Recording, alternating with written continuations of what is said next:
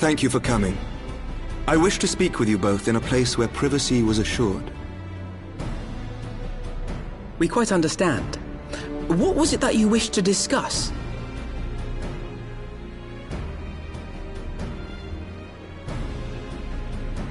With my father's passing, the seat of the Archbishop lies vacant. And so, in accordance with canon law, I have assumed his responsibilities. I should stress that this is a temporary measure. It was never intended that the Lord Commander of the Temple Knights serve in this capacity indefinitely. Quite the opposite. The statutes specify that I should surrender my powers as soon as a conclave of the senior clergy and the high houses have named a new archbishop. But in light of recent events, that would not seem appropriate. I confess I did not expect you to divulge quite so much quite so soon. The details of the Archbishop's plans, perhaps, but the true origin of the war and all it entails? I too had concerns. But when the Warrior of Light is witnessed returning to the capital upon the back of a dragon, one's options are rather limited. Mayhap I could have concealed certain details, but for how long? And at what risk? Should the truth have come to light in the meantime, how would the people have viewed my silence? After 1,000 years of lies and secrecy, I could not well abuse their trust and hope to be believed. The time for deception has passed. I only wish the people agreed. That some would deny the truth I had anticipated, but not this many. And among the few who acknowledged that my father had to be stopped, no small number questioned our methods.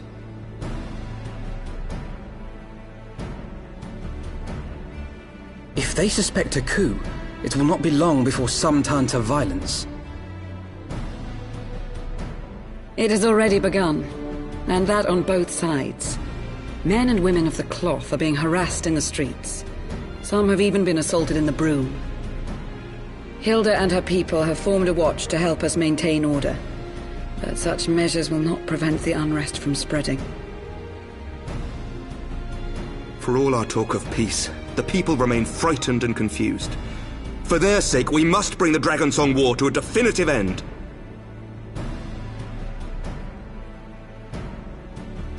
And we should be glad to help you, Sir Emmerich. But what precisely would you have us do?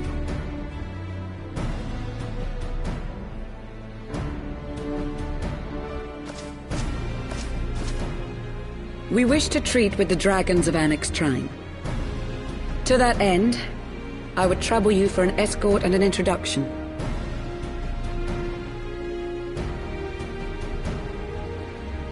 Annex Trine?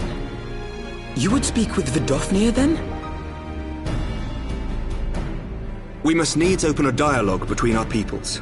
Acting as my representative, Lucia will extend an invitation to their leader, that she might visit us here in Ishgard. Were she still with us, I would of course have beseeched Isel's assistance in this matter. But as she is not, I must ask that you aid us in her stead. Will you do us this favor?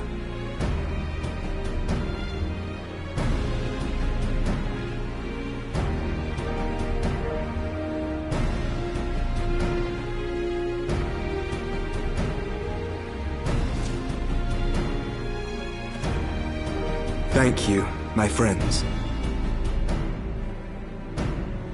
Lucia, I leave the rest to you.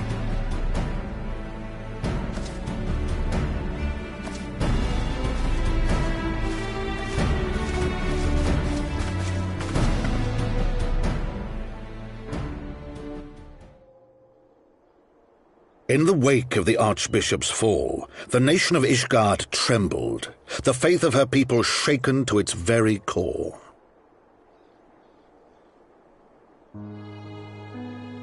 For 1,000 years had they fought and died, certain of the justice of their cause, only to be told that their holy war was born of the sins of their forefathers. What then for those brave men and women, thus stripped of their righteousness but to despair, to deny the truth and decry its speakers?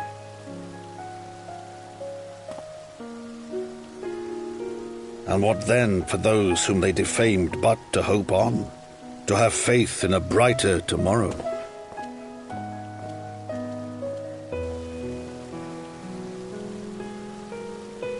A tomorrow in which man and dragon might live together in harmony, then as distant as the very stars in the heavens.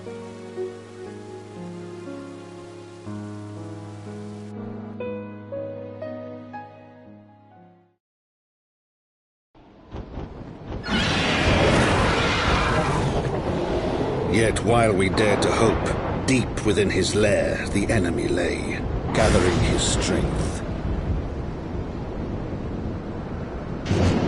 Nidhogg, now possessed of his 2 eyes and the body of the Azure Dragoon, prizes to which he had laid claim at the very hour of the hero's triumph.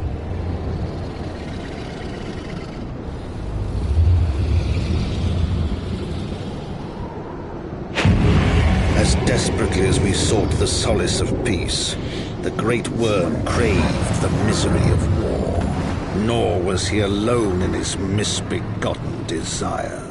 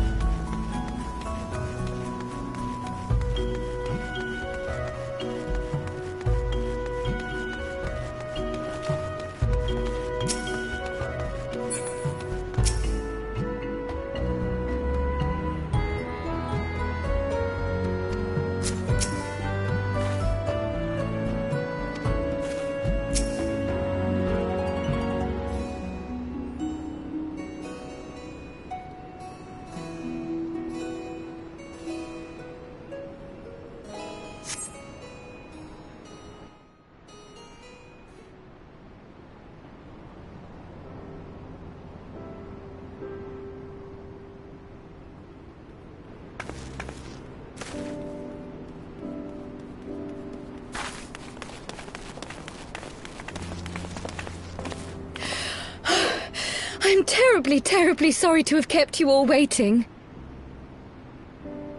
You need not apologize. We arrived but a moment ago ourselves.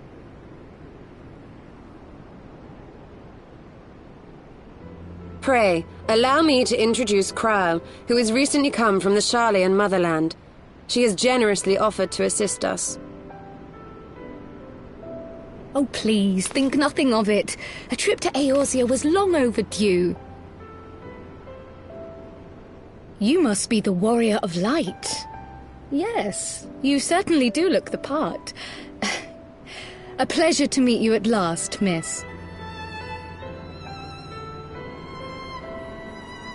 And who is that I spy but young Alpha No Levieur himself? I dare say someone's grown an ilm or two in my absence. Or are those lifts in your boots? We, Miss Kryle and I met at the Studium years ago. I shall forever be indebted to her for her sage guidance. It was no small task keeping him out of trouble, believe you me. The youngest ever to enter the Studium, him and his sister, 11-year-old prodigies. Suffice it to say, social graces were not among his list of talents. Striding up to his seniors on his first day, head held high. What was it he said again? Thank you, Kryle.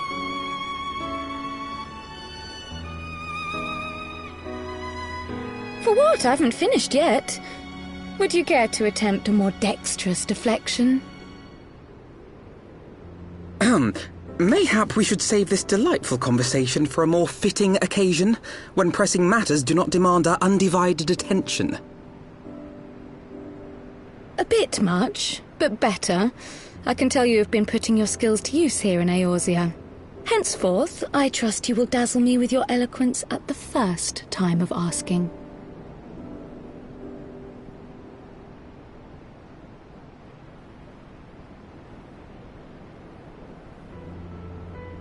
Right, on to more pressing matters. Finding Minfilia and the other missing scions.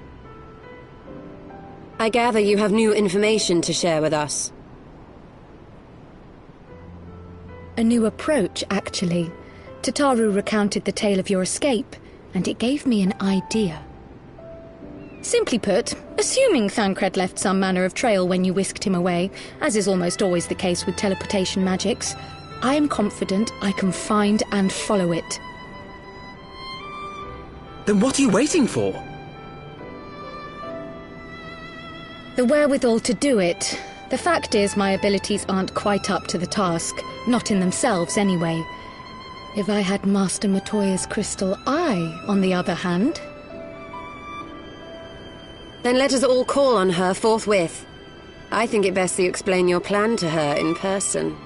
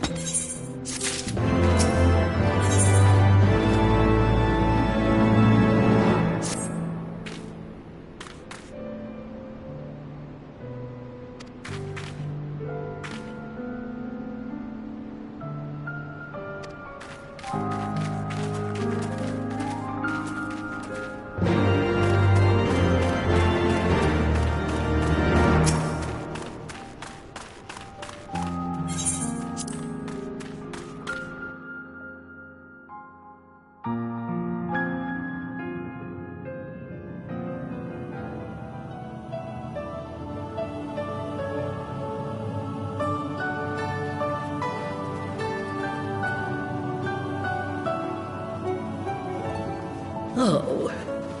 Is that trouble I smell? Or did you forget to wipe your boots on the way in? Forgive us, Master Matoya. We will be sure to wipe them on the way out. And may I say how glad I am that age has not yet deprived you of your senses. Ever so quick-witted, aren't we? To the detriment of your manners. Well, out with it then. What do you want?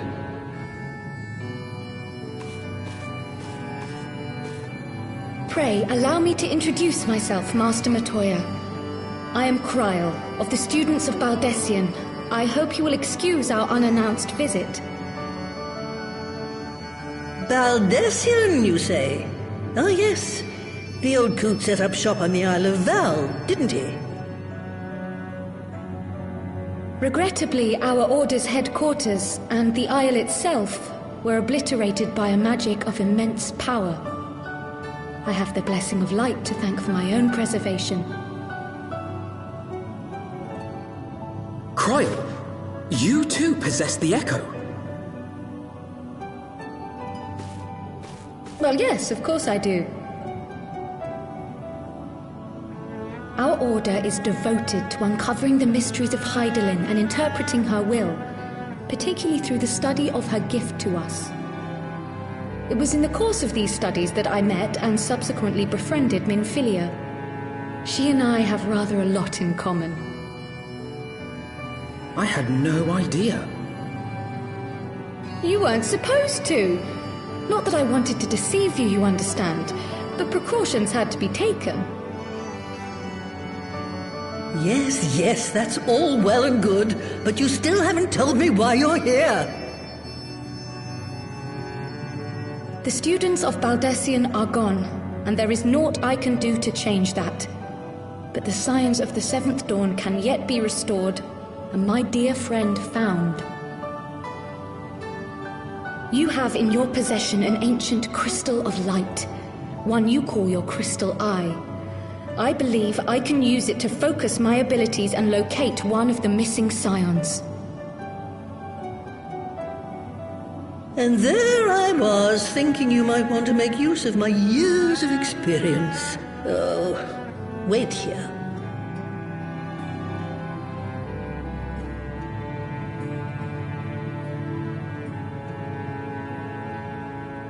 Long did I ponder the nature of this crystal and its familiar radiance, but never did I suspect it was a crystal of light.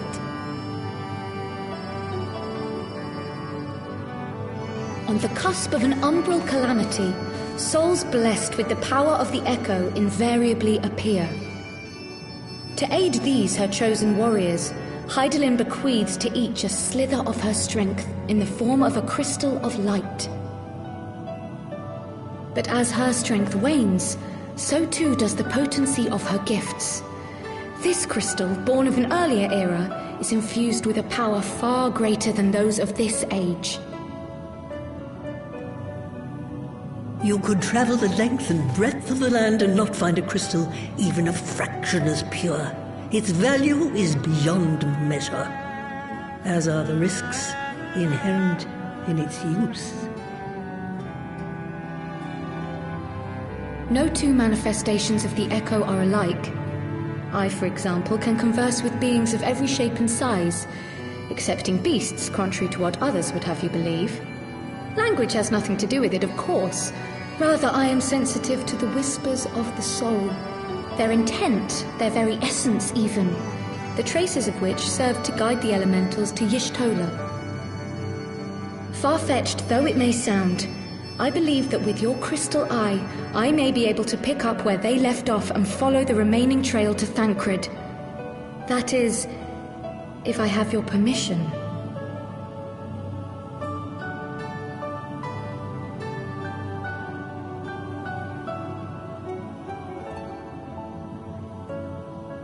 Well, the poor sod's not going to find himself. So, as long as you don't drop it or take it out of my sight, you may do with it what you will. Thank you, Master Matoya.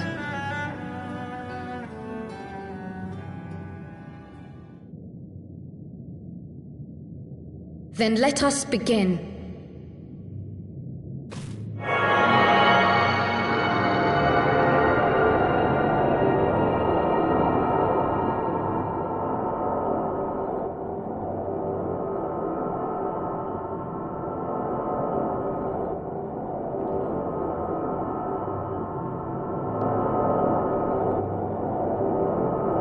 From the Black Shroud, the trail continues to the north and west, towards a mountain, the foot of Som Al. It was a near thing, but he was not deposited within the rock, I think.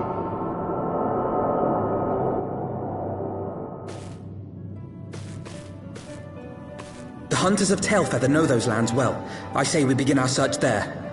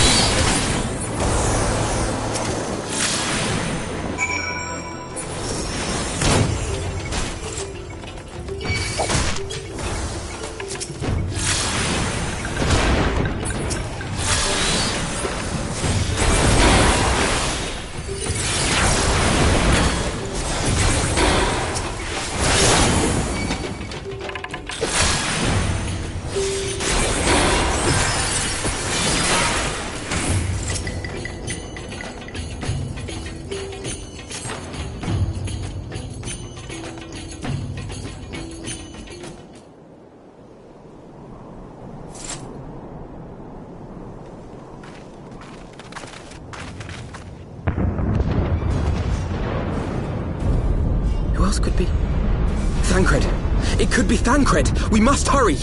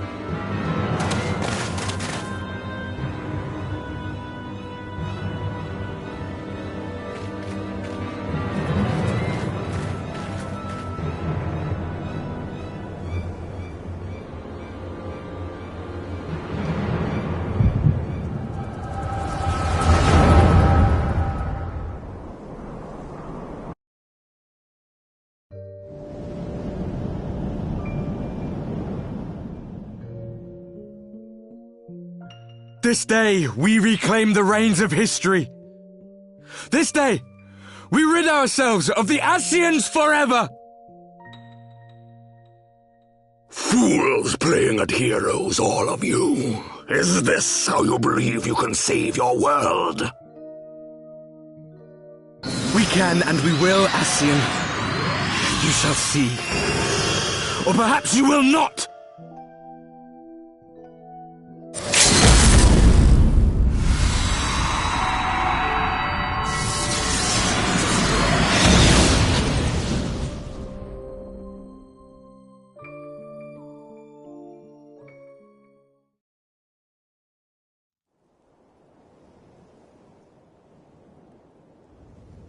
So you are the warrior of light, the savior of Eorzea.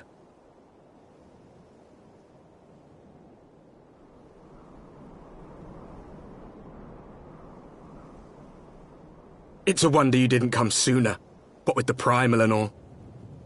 Lost a step, have we? Have care.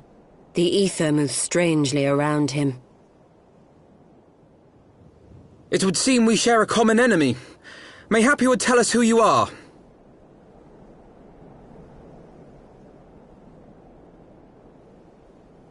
Shall we show them?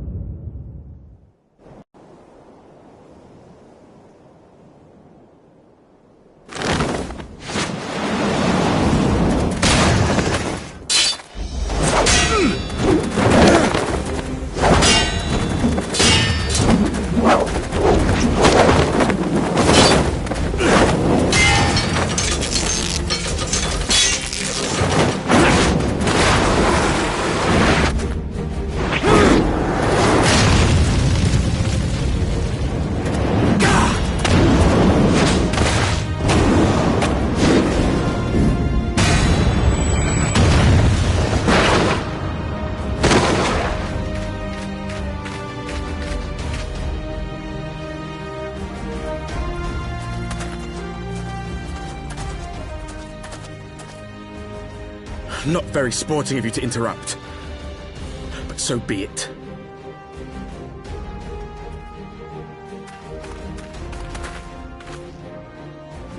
Mark well our faces, warrior of light. For we are the warriors of darkness. Walkers of a different path. and we shall meet again.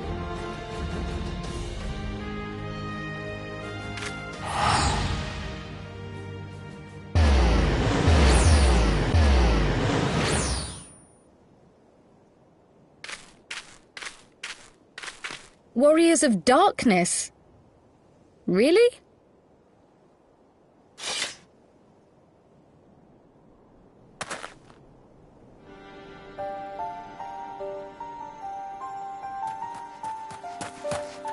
Thancred!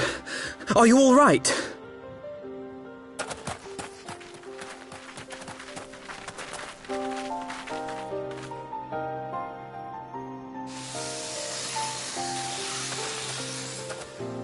Pleasantries can wait. I'd rather not be here when the Nath arrive. Agreed?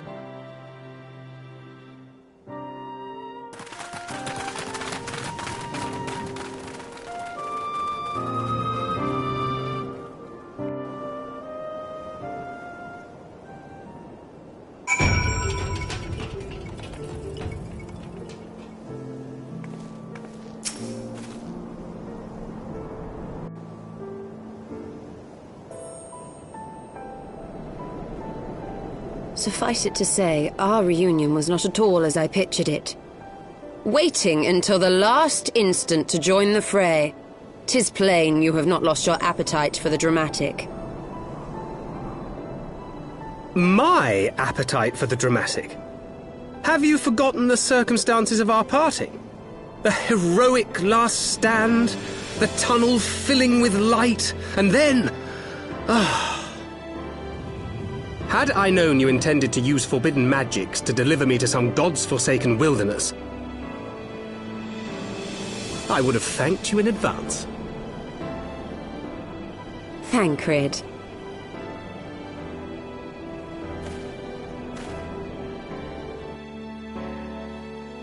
If nothing else, you might have warned me that I would emerge from the life stream in the Altogether. Eventually, I managed to fashion knives from some obsidian I found, and set about hunting for meat and hides. Given that I'm not all that skilled in leatherworking, it's probably for the best that I met the Vath before I was reunited with you.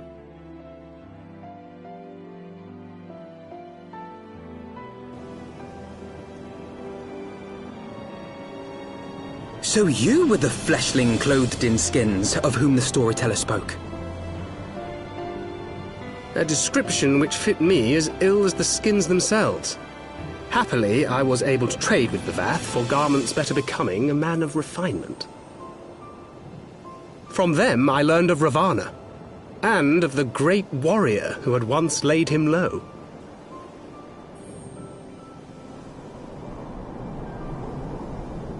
And thence did you conclude that were you to track the Primal's movements, it would surely bring you into contact with the Scions once more. It seemed a reasonable assumption. I could think of no one else with your enthusiasm for slaying beastmen gods. Until now, that is. Ah, yes. The self-proclaimed Warriors of Darkness. 'Tis only fitting that they stand in opposition to the Warrior of Light, I suppose. I glimpsed the leaders past, if only for a moment. They were confronting a man in black. An Ascian, I think.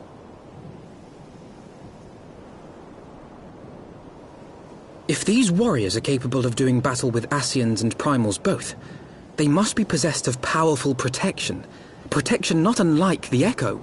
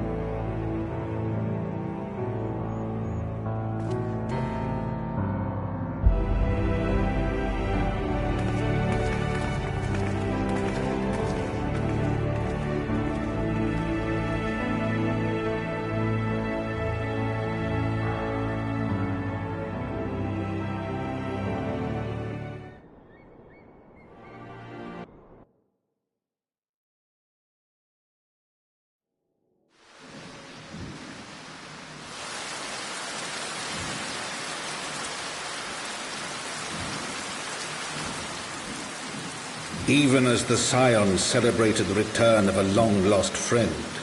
Honorable men plotted to deprive them of another.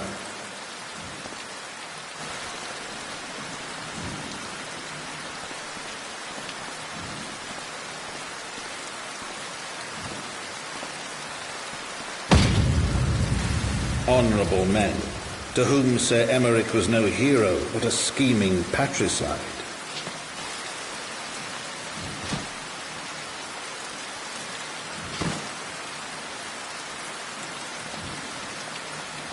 Honorable men who would fain wash the paving stones of foundation with the tyrant's blood.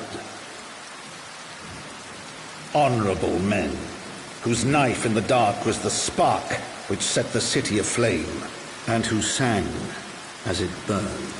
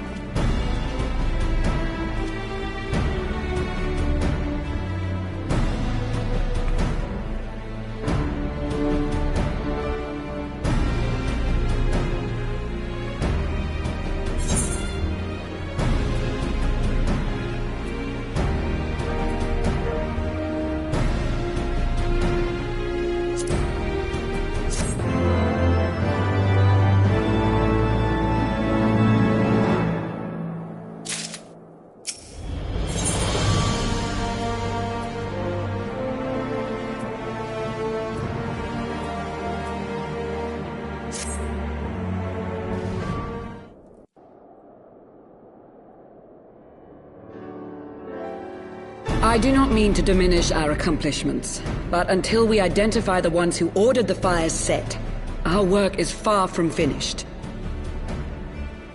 Between the various conservative and religious factions in Ishgard, I dare say there's no shortage of parties who would like to see the status quo preserved. Do any likely suspects spring to mind?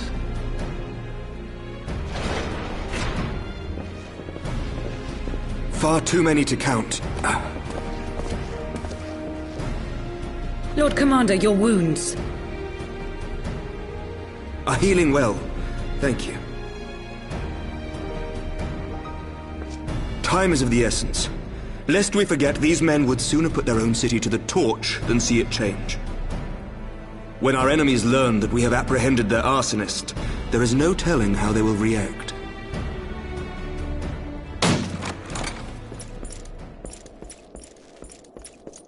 Lord Commander, an armed mob has seized control of the vault.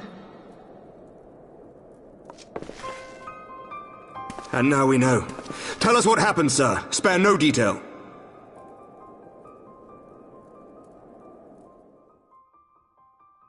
We were directing refugees into the Basilica, as you ordered, when all of a sudden, men brandishing weapons were all around us. It happened so fast, my lord. We had no time to respond. They've taken the refugees hostage and barricaded themselves inside the vault. And they sent you to deliver their demands. They, the true brothers of the faith, demand that a conclave to select the next archbishop be held forthwith. Furthermore, they declare that you, Lord Commander, are guilty of patricide and high treason, and that you must surrender yourself at once to receive of the Fury's judgment.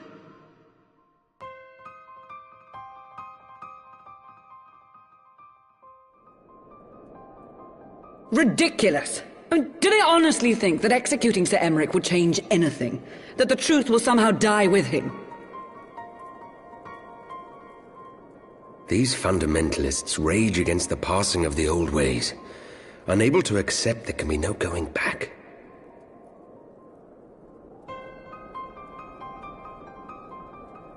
Given the fanciful nature of their demands, a peaceful resolution does not seem likely. If the hostages are to be rescued, it will be by force, I fear. Agreed. Lucia, take a contingent of knights and establish a perimeter outside the entrance. At once, Lord Commander. Hilda, I need your people out in force throughout the Broom.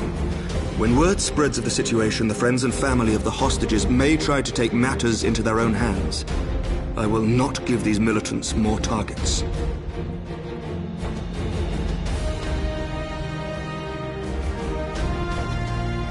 I shall lead the assault on the vault. Master Alphino, can I count on the support of the Scions? Of course.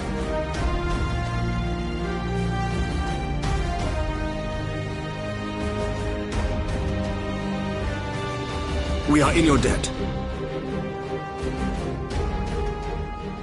I shall join you as well, Lord Commander.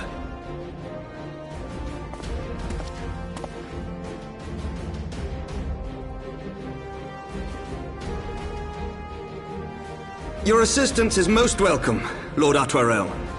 To arms, then, friends. Time is against us.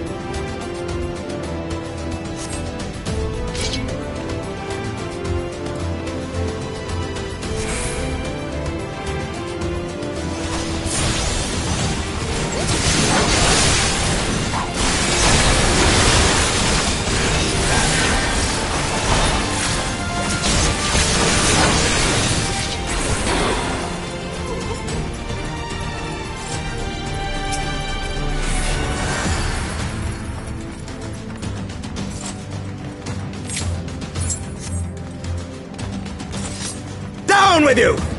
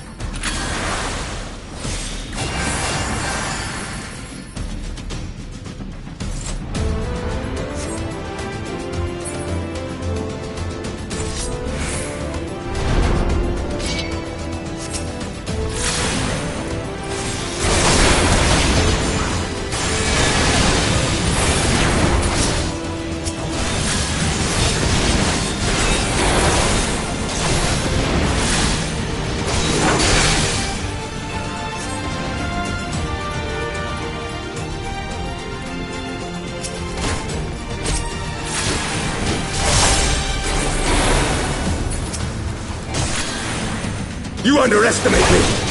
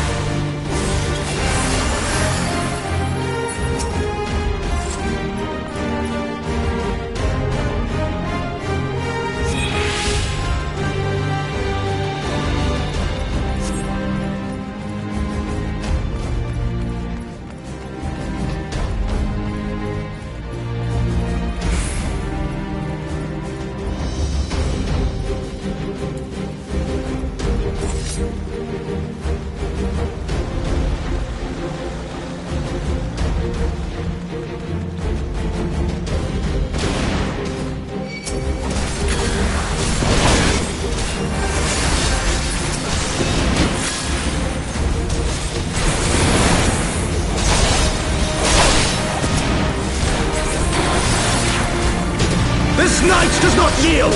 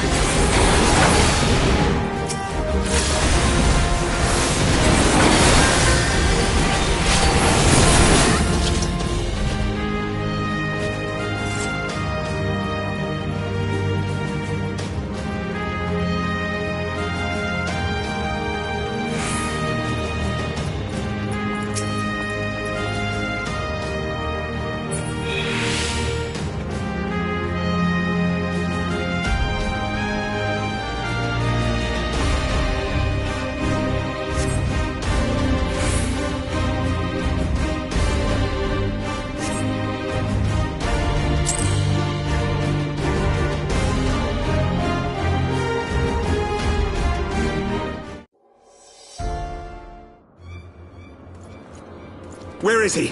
Where is he?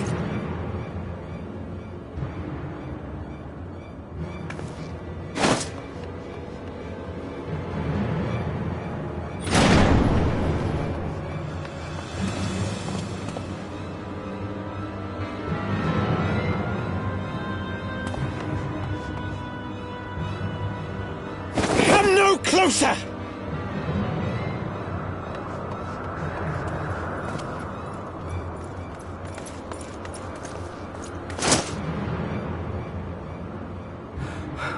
You have nowhere to run. Release the girl and surrender. Surrender to whom? The blasphemer who throws wide the gates to our enemy? Who breaks bread with him and calls him brother? Ungodly swine! I would sooner die than surrender to you. Is it godly to spill the blood of an innocent child? To burn the homes of your brothers? Tell me, priest, is that godly? Do not speak to me of godliness, heathen! Your father's blood is on your hands, as is hers!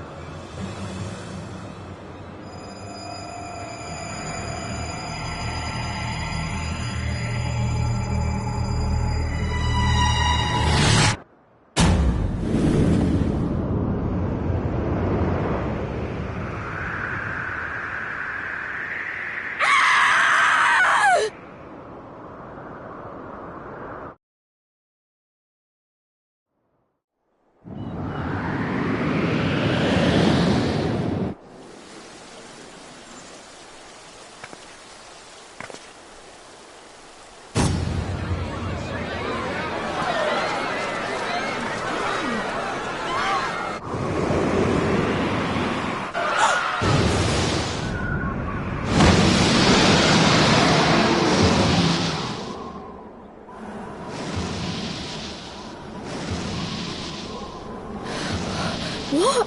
But I...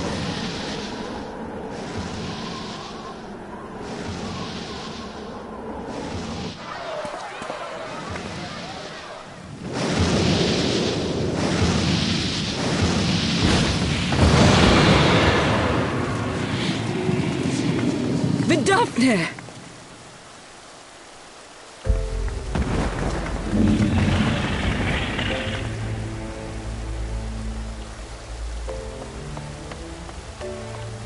Well met, knight. Mayhap I chose an inopportune moment?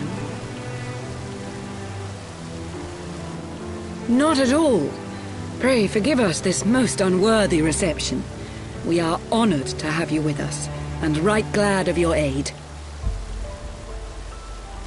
Fortune delivered the child unto me. I had but to receive her.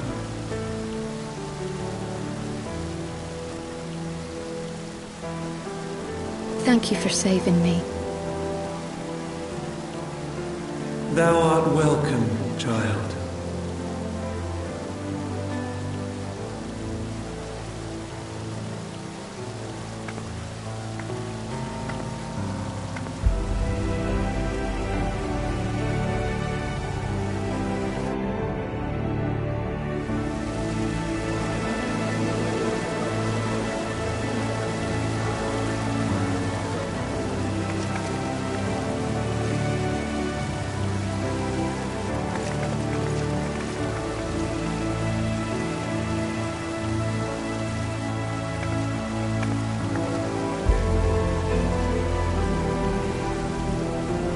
Never did I think to be indebted to so unexpected a savior. But full glad am I to be so.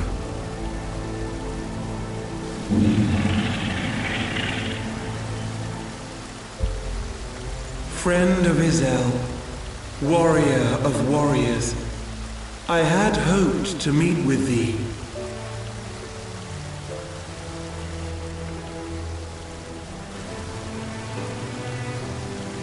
I bear a message from my sire.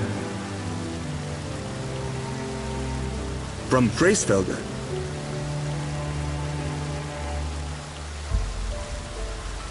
Upon returning to our lands, Nidhogg's shade did sing unto his brood, and they for skies unknown did then take wing.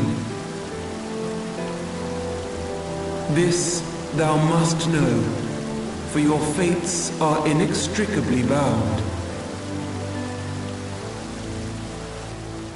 What of Estinian? Is he truly lost to us? Such matters are beyond my ken. I but bear my father's words. Take from them what thou wilt. Fare you well, mortals.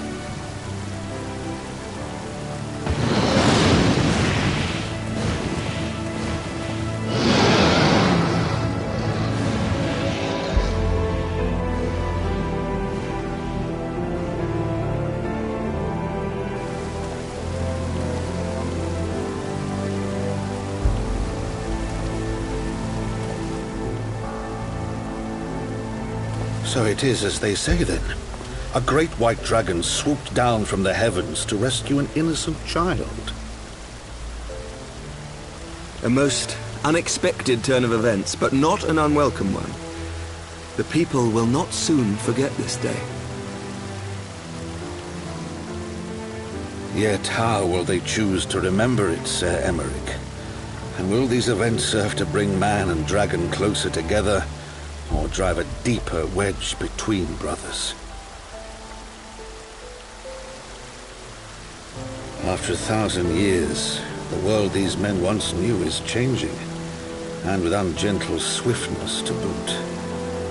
Though their actions are misguided, their sentiments are only to be expected. You may be sure that others will rally to their cause. I share your desire for lasting peace with the Javanians, I do. But I would not see it built on the bones of our countrymen, nor on our own.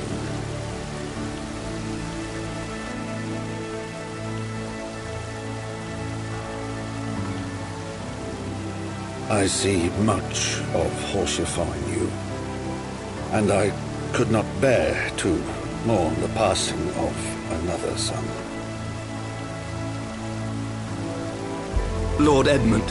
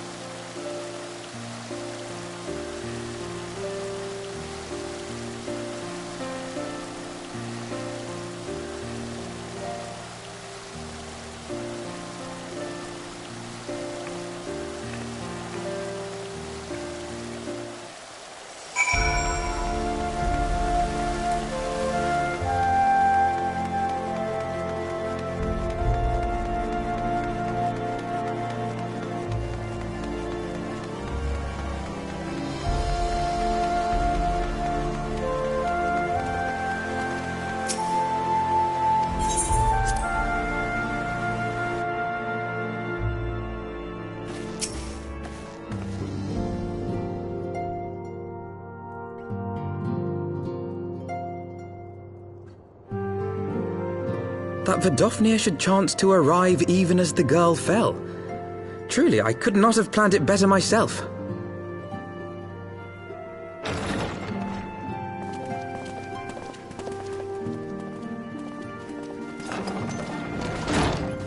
Ah, good.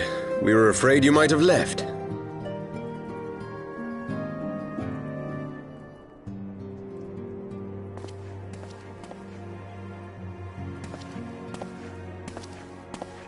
A shield, my lord? Fit for a true knight. An expression of our gratitude to you and yours, long overdue.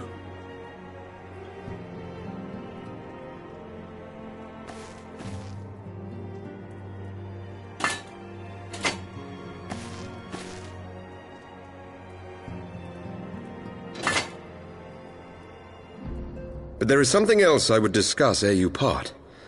Something which cannot leave this room.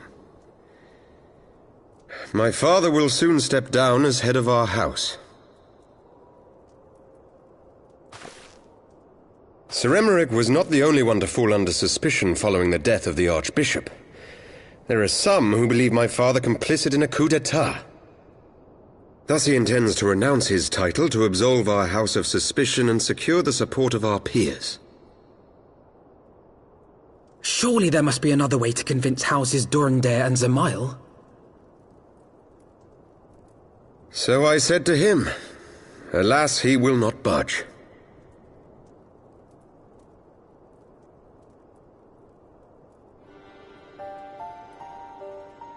Ever since I was a child, I knew that I would one day succeed my father. The thought of it filled me with pride. Yet once I learned the day was at hand, my heart was filled with naught but dread. Our legacy is built upon the lies of our forefathers. In accepting this title, am I not perpetuating this injustice? Why should I become the next count?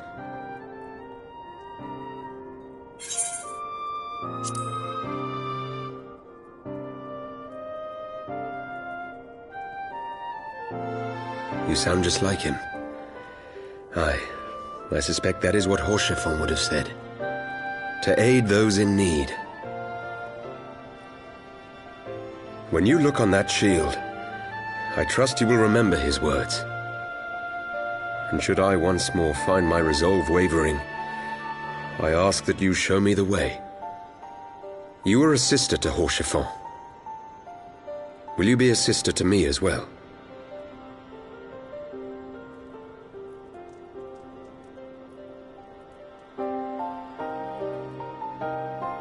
Come, Manalaine. There's much to be done. For father, and for Sir Emeric, and for Ishgard.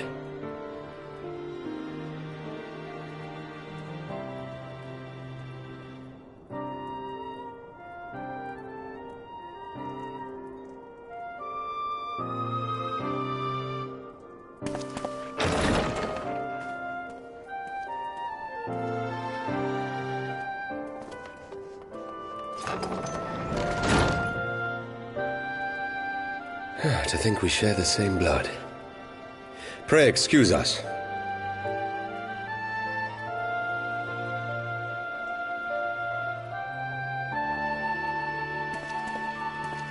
Those were the days of promises and vows, of tentative first steps into an uncertain future. A future shaped by the choices we made, in ways we could never have foreseen. Born of good and evil, of light and darkness, and shepherded by our hand. Be it for weal, or be it for woe.